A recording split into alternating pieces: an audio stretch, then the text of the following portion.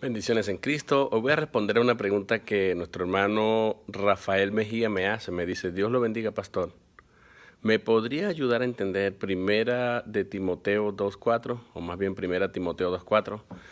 Y creo que me dijo segunda de Pedro 3.9. Bueno, voy a responder la primera para no hacer el video muy largo. Él pregunta si le puedo explicar 1 Timoteo 2.4. El texto dice, el cual quiere que todos los hombres sean salvos y vengan al conocimiento de la verdad. Obviamente que me imagino que la pregunta surge porque yo dije que el Señor no ha venido a salvar a todo el mundo, sino solamente a sus escogidos. O sea que la salvación está planeada y limitada para los escogidos de Dios, a los que Dios ha predestinado de antemano. ¿Ok? Entonces, ¿cómo puede ser eso posible si aquí el texto claramente dice, el cual quiere que todos los hombres sean salvos y vengan al conocimiento de la verdad? Vuelvo a repetir, nosotros necesitamos aprender la estrategia de leer el texto en su contexto respectivo.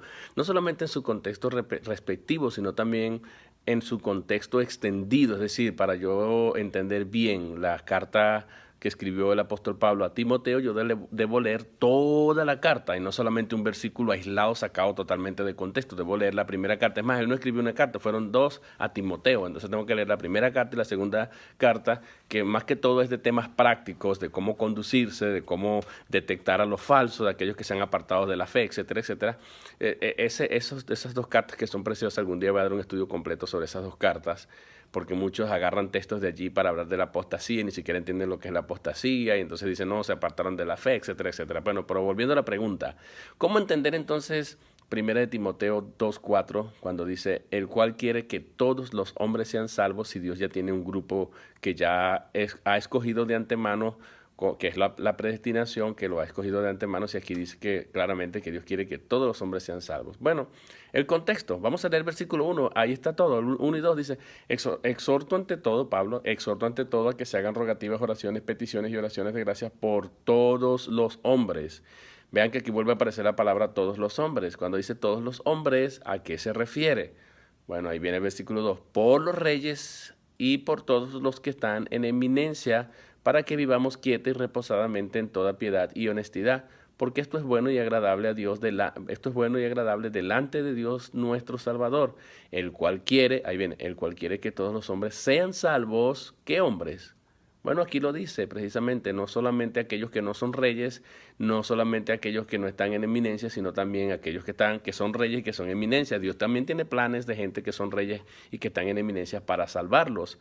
Ese es el contexto. Así que cuando dice todos los hombres se refieren a clases de personas o a tipos de personas. En este caso, en este contexto particular, se refiere a clases de personas, diferentes clases de personas.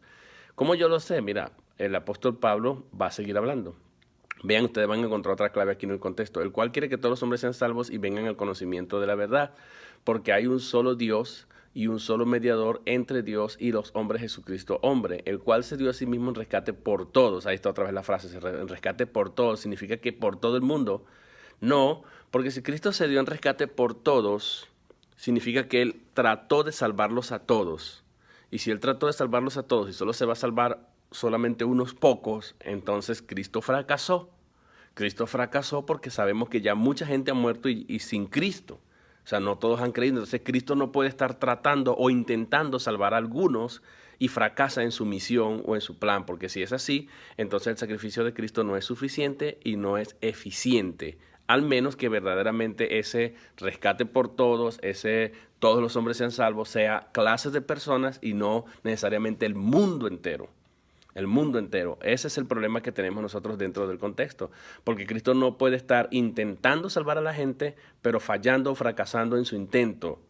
Porque eso acaba con la omnipotencia de Dios. Eso acaba con la omnipotencia de Cristo, los atributos de Dios. Ese es el punto. Ahora, Pablo dice, el cual se dio a sí mismo rescate por todos. Ya dije, todos se refiere que no solamente reyes, aquellos que están en eminencia, sino gente que a lo mejor está en una clase más baja. Por todo tipo de personas, pues es lo que quiere decir. Y luego el versículo 7 dice, para esto yo fui constituido predicador y apóstol. O sea, Pablo fue constituido predicador y apóstol. ¿Para qué? ¿Para qué? para proclamar el evangelio a todas las personas, a todos los hombres que Dios quiere que sean salvos. ¿Quiénes son estos? Dice Pablo, digo verdad en Cristo, este es el versículo 7, no miento, y maestro de los gentiles en fe y verdad. Es decir, cuando dice todos los hombres se refiere que no es solamente a los judíos, sino también a los gentiles. ¿Ven? Por eso es que dice, yo fui constituido predicador y apóstol, digo verdad en Cristo, no miento, y además soy maestro de los gentiles en fe y verdad. Quiero pues que los hombres oren en todo lugar, levantando manos santas sin ira ni contienda. Bueno, ahí ya el apóstol Pablo comienza a recomendar otras cosas. Entonces, el punto es que Pablo lo que está pidiendo es que oren básicamente por su ministerio apostólico hacia los gentiles, que no solamente iba a ser llevado a juicio ante reyes, ante gobernantes, ante gente común y corriente también, pero fuera de Israel, porque Dios no solamente tenía planes para los que están en Israel, sino también para los que están fuera de Israel, es decir, las naciones, los gentiles. Entonces, en ese sentido, el apóstol está diciendo, yo quiero hacer uso de mi ministerio porque yo soy maestro a los gentiles, yo soy maestro de los gentiles en el versículo 7, en fe y verdad. Dios, para eso fui constituido predicador y apóstol. ¿Para qué? Para llevar a cabo la misión de que Dios salve a todos los hombres. ¿Qué hombres? Bueno, a todos los hombres de todas las naciones, tribus, lenguas, no solamente Israel. Para eso él fue constituido apóstol. Y ese es el contexto aquí en Primera de Timoteo 2:4 y no significa todos los hombres van a ser salvos porque caeríamos en el universalismo, es decir, que Dios tendría que salvar a todos porque Dios lo que quiere lo va a lograr. Nada puede impedir la soberanía y la voluntad de Dios. Cuando Dios se propone algo, lo va a lograr. Lo que está diciendo, y recuerden que este era un concepto nuevo. Hasta el momento en que Cristo vino y en la era apostólica todavía la gente creía que la misión o el plan de Dios era solamente para la nación de Israel y que ya todo se había acabado, pero se olvidaban de una promesa que estaba dada a Abraham que decía que Dios bendeciría a todas las naciones de la tierra por medio de Abraham. En ti serán benditas todas las familias de la tierra. ¿Cómo se iba a cumplir esa misión? Bueno, la misión, Dios levantó al apóstol Pablo, Dios levantó también a los apóstoles y los mandó a predicar a toda criatura en todo lugar. ¿Para qué? Para que todos los hombres se arrepientan. Y cuando dice todos los hombres nos caemos en el universalismo, se refiere a todo tipo de personas, tribus, lenguas, naciones. Ese es el punto. Y a quien Dios levantó específicamente para cumplir esta misión, al apóstol Pablo. Por eso está hablando, yo soy maestro de los gentiles. Ven ustedes que el contexto ayuda a entender mejor qué es lo que quiere decir que Dios quiere que todos los hombres sean salvos. No es que todos los hombres van a ser salvos, porque si fuese así, significaría entonces que Dios planeó su propia tristeza, su propia infelicidad, porque planeó, yo quiero que todos los hombres sean salvos, pero no logro que todos se salven, porque muchos se están yendo al infierno, no se salvan. Entonces yo planeé que esto ocurriera así y yo me siento triste porque no puedo cumplir mi cometido. ¿Ven el error? ¿Ven el error? No puedo, entonces Dios no es todopoderoso. Ese es el problema aquí.